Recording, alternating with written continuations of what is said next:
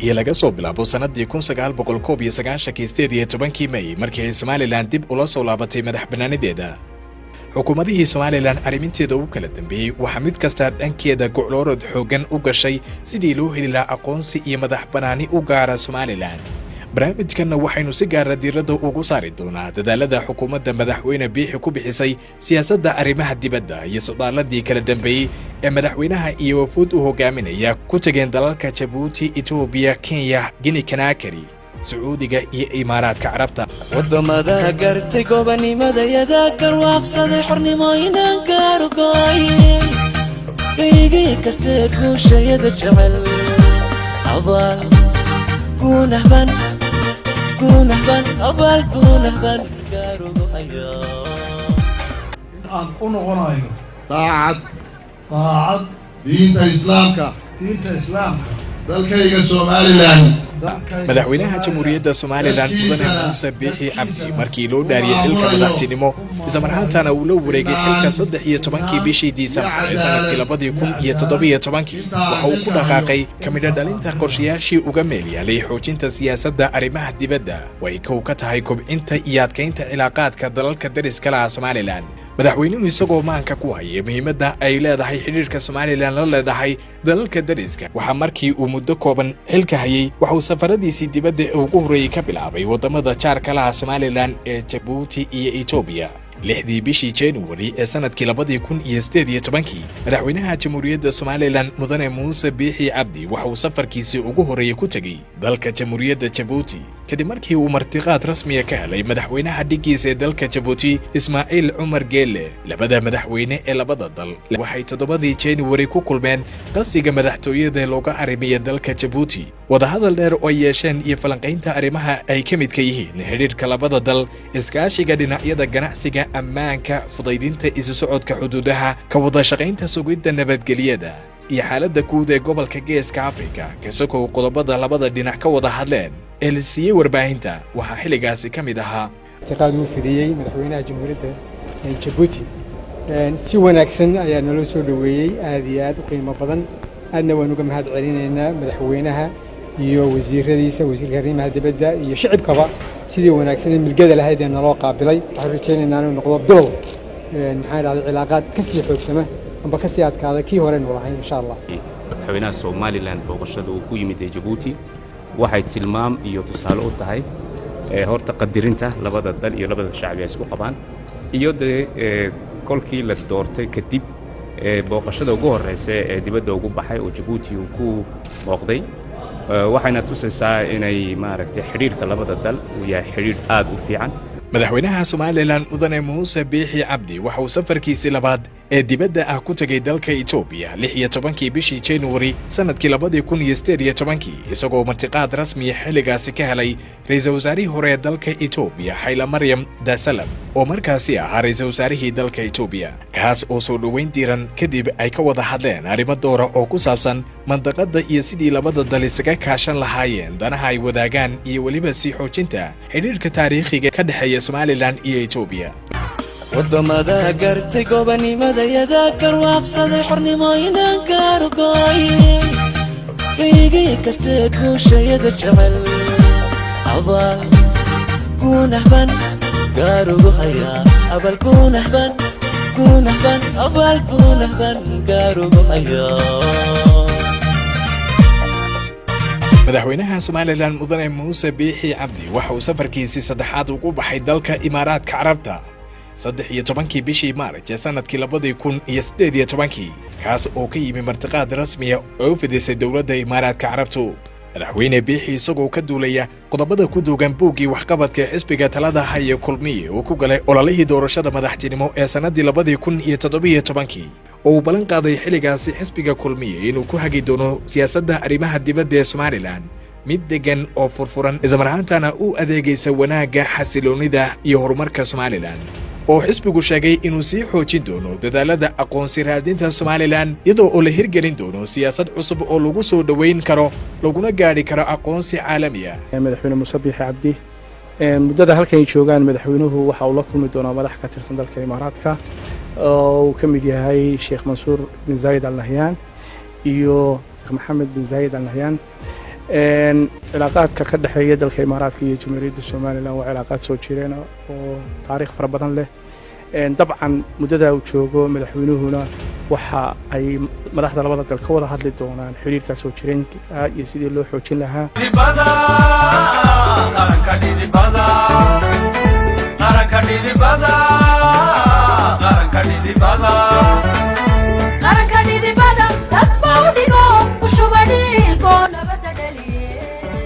madaxweyne biixi isagoo weli ku raajooga sii ballaarinta cilaaqaadka somalilan la leedahay waddamada caalamka waxa uu xidhiidh cusub oo diblomaasiyadeed oo aan hore u sii jirin la yeeshay waddanka eritrea iyo sidoo kale gini kanakari oo ku yaal qaaradda afrika waxaana toddobadii bishii saddexaad ee sanadkii 2019 madaxweyne biixi iyo wafdi uu hogaaminayo ay socdaal ku tageen kadib markii martiqaad rasmi ah ay ka heleen dalka gini waxaana wafdigii uu hogaaminayay madaxweynuhu ku qaabilay gegida diyaaradaha ee dalkaasi wasiirka arrimaha dibadda ee Guinea Mamadi Toure kadibna waxa wafdiga lagaga qaaday garoonka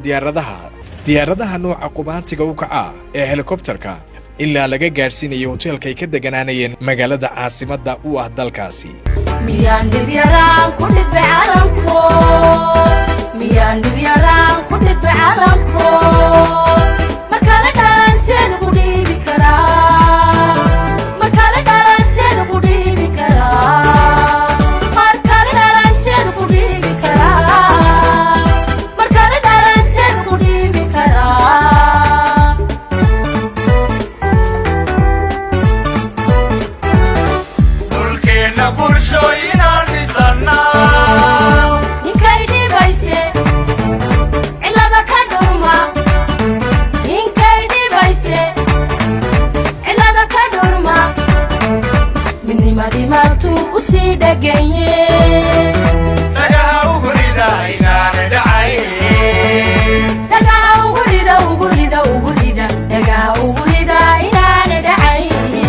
waxaana madaxweyne biixi uu la qaatay kulan gaar ah madaxweynaha dhigiisa dalka Guinea Alpha Conde afartii bishii toddobaad ee sanadkii 2019 safarka habmaamuuska heerka sare ee madaxweyne biixi uu ku tagay waddanka Guinea iyo qaabilaadii ay u sameeyeen madaxda waddanka Guinea wafdigii uu hogaaminayay madaxweyne biixi ayaa sabab u noqotay in Soomaaliya si weyn uga cadhooto isla marhaantana wasiirka arrimaha dibadda ee Soomaaliya xilligaasi Axmed Ciise Cawad oo warbaahinta la hadlay ayaa tilmaamay inay u jiraan cilaaqaadkii ka dhaxeeyay Soomaaliya iyo Guinea sabab la xidhiidha habmaamuuska heerka sare ee lagu soo dhaweeyay wafdiga uu hogaaminayay madaxweynaha Jamhuuriyadda Somaliland Mudane Muuse Biixi Cabdi arrintaas oo sabab u noqotay in warbaahinta caalamku ay si weyn u qaadaadhigaan sababta xilligan soo dadajisay in Soomaaliya cilaaqaadkii u jarta Guinea halka qaarkoodna ay daabaceen inaanu jirin cilaaqaad hore oo ka dhaxeeya Soomaaliya iyo Guinea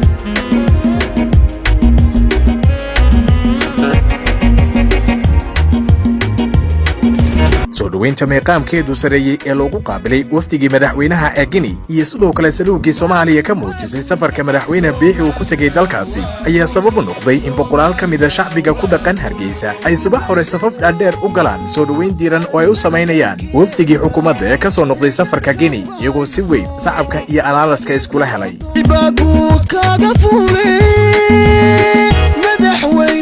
madaxweyne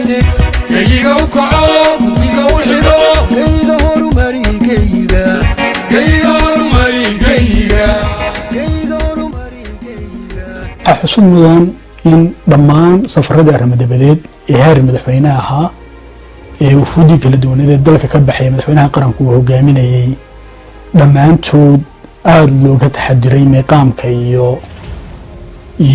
brotokoolka madaxweynaha qaranka lagu soo dhaweeyey dhammaantood inay ahaayeen safaro qalma qaranka iyo jamhuuriyadda Somaliland ee uu gadwadaynka ka yahay Mudane Muuse Biixi Cabdi dhammaan safaradaasi ay wufuudda madaxweynuhu hogaaminayay wadamada kala duwan ay ku tageen wax lagu soo dhaweeyey meeqaam madaxweyne oo sareeya wadamada gartay gobanimadayada garwaaqsada xornimooyinka argooy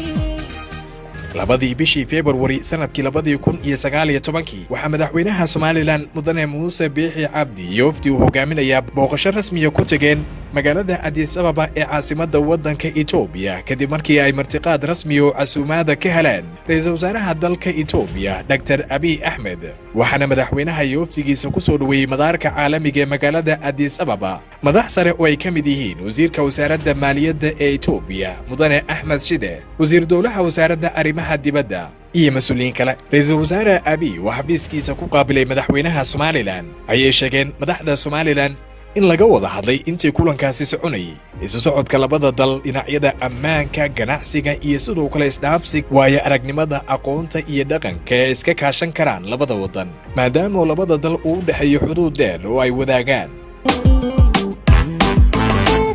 dadaal bay ugu jiraan dalkooda inay dhistaan dunida la macaamilan dunida la macaamilan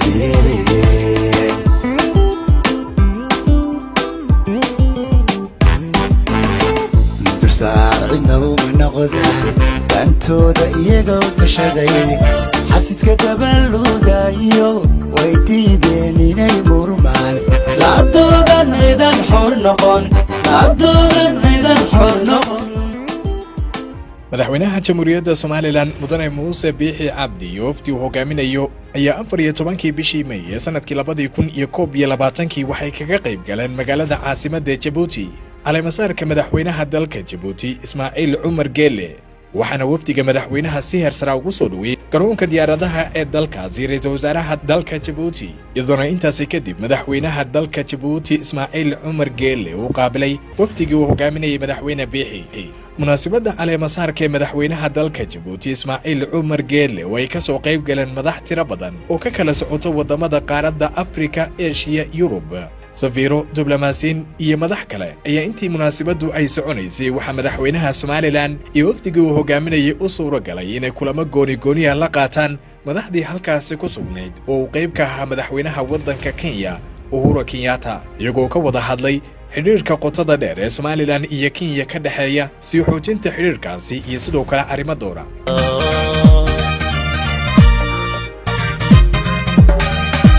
midku gaasiro gushada nacay kunta hooseeyo gudkan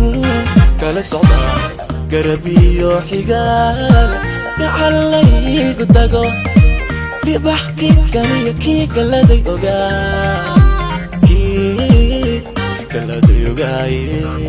madaxweyne Biixi waxa uu 6 bishii Abriil ee sanadka 2021 dadka isgaarsiinta fogaan aragga internetka wada hadal kula yeeshay dhigiisa dalka Zambia Ingard Lungu taasoo ku soo beegantay xilli uu Somaliland booqasho ku joogay wasiirka cadaaladda ee Zambia Mr. Given Lundi waxaana madaxweynayaasha labada wadan ay ka wada hadleen xoojinta xiriirka diblomaasiyadeed ee u bilowday labada wadan ee Somaliland iyo sidoo kale Zambia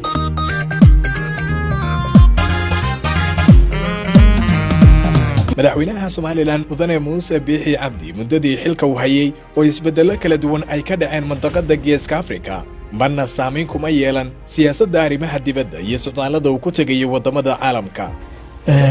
waxay keensatay in madaxweynaha qaranku marar badan oo mandaqada ay ka dhaceen waliba uu la kowsaday xilli jaararkeena ay siyaasado laga yaabo inaanay qaranka jamhuuriyadda Somaliland dana u hayn ay ka curteen inanu kaga dabaalanay way aragnimadiisa iyo uu leeyahay isbedeladii dhulkan ka dhici jiray iyo taariikh ahaan dadka iyo dalka aynu nahay waxay keentay inaynu marar badan kaga dabaalanno siyaasad dhexdhexaadnimo ah arrimo badan oo masiiri ah oo u baahnaa in laga fiirsado marar badanna dad badan shaki ka galay kaalinta ay isbedelada mandaqada ka socda jamhuuriyadda Somaliland ay ka ciyaarayso in badan ma la qiray markii arrimahaasi iska umula rogteen inay sax ahayd siyaasadii dhexdhexaadnimada ahayd madaxweynaha qaranku arrimaha uu ka qaatay madaxweynaha Somaliland mudane Muuse Biixi Cabdi waxa uu 6 bishii Juun ee sanadkii 2020 socdaal safar ku tagay magaalada caasimadda Djibouti ee dalka Jamhuuriyadda Djibouti halkaas oo ka furmay wada hadalkii u dhaxeeyay Somaliland iyo Soomaaliya oo ay markan dhexdhexaadinaysay dawladda Djibouti wada hadalkan oo dhanka kale ay goobjoog ku hayeen ra'iisul wasaaraha dalka Itoobiya Abiy Ahmed iyo diblomaasiyiin kale tiraba dhowr cisho oo wada hadalkaasi soconayay waxay Somaliland ku soo bandhigtay halkaasi maraaxilkii kala dambeeyay ee soo martay iyo marxaladda hadda sida ay ku soo gaadhay iyo sida ay uga go'an tahay in Somaliland iyo Soomaaliya iyagoo oo nabada walaalo wada jirana ay noqdaan laba qaran oo kala madax bannaan.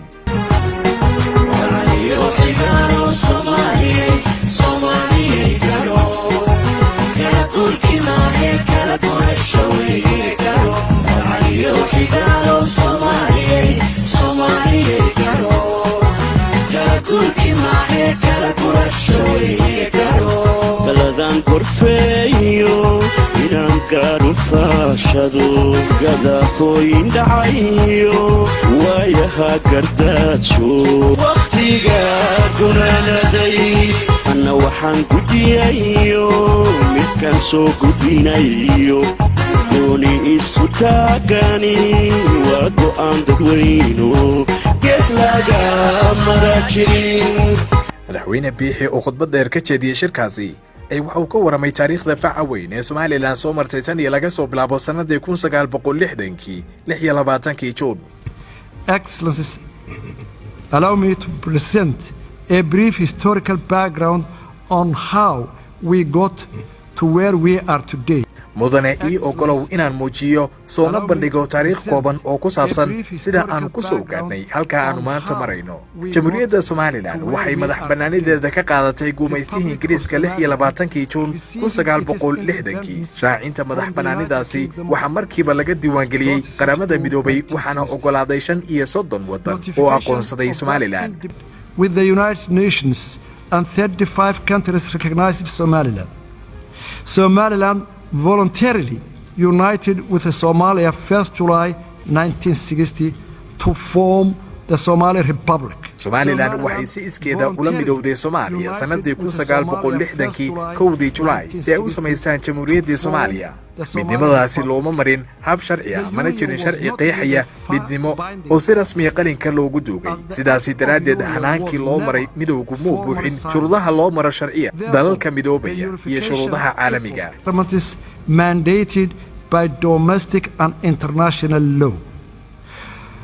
From the beginning, the union bilowgiina midnimadu si hagaagsan uma shaqay maadaama shacabka reer Somaliland si weyn loo dulmiyay. dadka reer Somaliland waxay muujiyeen sida ay uga xun yihiin midowgaasi dhacay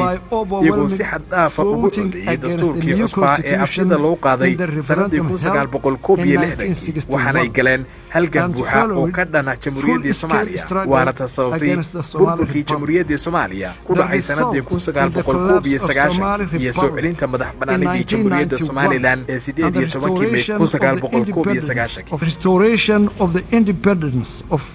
the Republic of Somaliland 18 May 1991.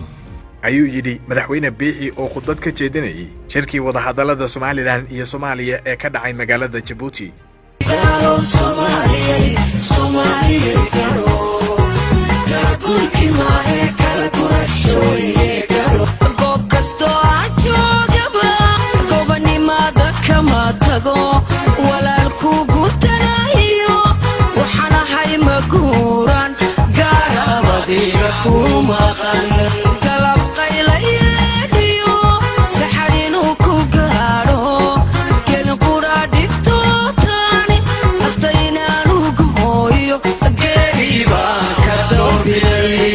madaxweyne biixi iyo wafdi uu hogaaminayo ayaa mar kale martiqaad ka helay dawladda Isutaga Imaaraadka Carabta iyaguna horaantii bishii Maarch sanadkii 2019 socdaal safar ku tagay magaalada Abu Dhabi halkaas oo si hersara loogu soo dhaweeyay wafdiga madaxweynuhu hogaaminayay. madaxweynaha dalka dawladda Somaliland mudane Muuse Biixi Cabdi iyo wafdigu hogaaminayay ayaa gaaray magaalada Abu Dhabi caasimadda waddanka Imaaraadka Carabta kadib martiqaad rasmi ah oo madaxweynuhu ka helay dawladda Imaaraadka waxaana madaxweynaha markii uu gaaray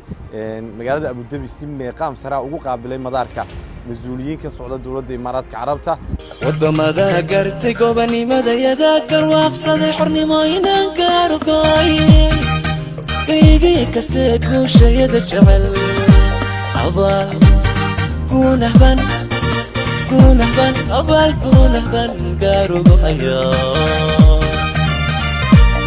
13 bishii Disembar ee sanadkii 2020 ayaa mar kale madaxweyne Biixi waxa uu xadka xidhay socdaal safar oo uu ku tagay dalka Kenya kadib markii martiqaad rasmi ah uu ka helay madaxweynaha dhigiisa dalkaasi Uhuru Kenyatta. si lamida socdaaladii kala dambeeyay ee madaxweynaha iyo wafuuddiisu ay ku tagaysay wadamada caalamka loona soo dhaweynay ayaa halkan mar kale loogu qaabilay hab maamuus sareeya. madaxweynuhu waxa uu kulan gaar ah la qaatay madaxweynaha dhigiisa dalka Kenya Uhuru Kenyatta, taasoo sababtay in warbaahinta caalamku ay si weyn u qaada dhigto socdaalka madaxweyne Biixi uu ku joogay markaasi magaalada Nairobi ee caasimadda waddanka Kenya. socdaalada iyo safarada kala duwan ee madaxweynaha iyo wafuudii uu hogaaminaya 4 sano ee ugu dambeysay ay ku tageen wadamadaasi badankoodu waxa qalinka lagu doogay heshiisyo hordhac u noqonaya xiriirka wadamadaasi iyo Somaliland ka dhaxaynaya, kuwaasoo hab maqaamkoodu ahaa mid madaxweyne. waftiga madaxweynuhu hogaaminayay iyo dawladda Kenya waxay ku jireen shirar kala duwan iyo isaragyo. shirarkaas iyo isaragyadaas waxay isugu jireen noocyo badan. waxa ka mid ahaa kuwo labada waftiga iyo dawladda Kenya ay si kafool ah u wada hadlayeen oo isu soo hor fadhiisteen oo si guud loo wada hadlayay. waxa ka mid ah kuwo si gaar ah oo albaabadu u xiran yihiin ay labada madaxweyne ugu wada hadleen. waxa ka mid ah kuwo guddiyo loo qaybiyay oo ay guddiyo sarxiyeen. madaxdii sidoo kale diblomaasiyiintii kale madaxweynaha Somaliland Muuse Biixi Cabdi iyo wafdigii hogaaminayay kula kulmeen magaalada Nairobi caasimadda waddanka Kenya waxa ka mid ahaa ra'iisul wasaarihii hore ee waddanka Kenya Raila Omolo Odinga ahna gudoomiyaha xisbiga mucaaradka ODM kana mid ah mas'uuliyiinta midowga Afrika. Raila Omolo Odinga oo wafdiga madaxweyne Biixi hogaaminayo munaasabad soo dhaweyn u sameeyay ayaa khudbad dheer ka jeediyay halkaasi uu kaga sheekeynayo taariikhda faca weyn ee ka dhaxaysay muddo dheer Somaliland iyo Kenya tan iyo intii ka horeysay sanadihii 1960. Your Excellency President Musa Bihi Abdi, ministers from Somaliland, mudane madaxweyne Muuse Biixi Cabdi, wasiirada ka socda Somaliland, marshaafta kala duwan mudanayaal iyo marwooyin, nabad iyo naxariis iyo barakada ee bekorkiina ahaato. Assalamu alaikum wa rahmatullahi ta'ala wa barakatuh. We are delighted to receive our guests from the Horn of Africa, from Somaliland. farxad ayay noo tahay inaanu soo dhaweyno marti nooga timi geeska Afrika, gaar ahaan Somaliland. xaqiiqdii waa arrin taariikhiya. waa markii ugu horeysay ee hogaamiye ka socda dalka sida weyn u soo ifaxay ee Somaliland lagu casuumo Kenya laguna soo dhaweeyo. mar kale soo dhawo mudane madaxweyne. Welcome once again, Your Excellency. Now, as it has already been said that Kenya and Somaliland enjoy long historical relationship. sidaan horeba u sheegay Somaliland iyo Kenya waxay wadaagaan xidhiidh muddo dheer soo jiray oo taariikhi ah. labadoodaba waxa gumaysanayay Ingiriiska. Soomaaliduna waxay u qaybsanayeen dhowr qaybood oo kala ahaa Soomaalidii Talyaanigu gumaysan jiray, Anfarta iyo Ciisaha dalka Djibouti oo Faransiisku gumaysan jiray, Soomaalidii Ingiriisku maamuli jiray iyo Soomaalidii Ethiopia iyo kuwa kale. ayuu yidhi Raila Omolo Odinga, ra'iisul wasaarihii hore ee waddanka Kenya ahna hogaamiyaha mucaaradka xisbiga ODM. The land of our fathers and Isas, British Somaliland.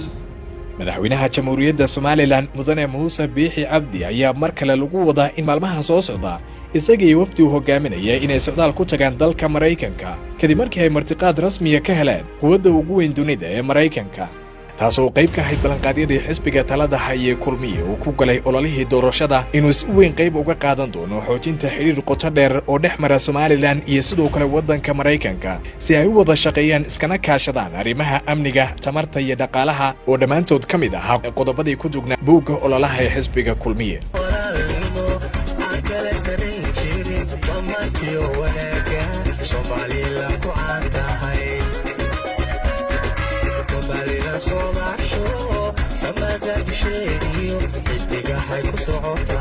socdaalada kala duwan ee madaxweyne Biixi uu ku gaaraan bixiyay wadamo dhowr ah oo ka tirsan caalamka ayaa sabab u noqday in Somaliland ay si weyn ugu soo jeesato beesha caalamku, waxaana socdaalo kala duwan ku yimi magaalada Hargeysa wasiiro, safiiro iyo sidoo kale madaxweynayaal hore oo xilal ka soo qabtay wadamo ku yaal qaaradda Afrika. oo uu ka mid yahay madaxweynihii hore waddanka Nigeria Obasanjo iyo madaxweynihii hore waddanka Sierra Leone iyo wufuud kale oo caalamiya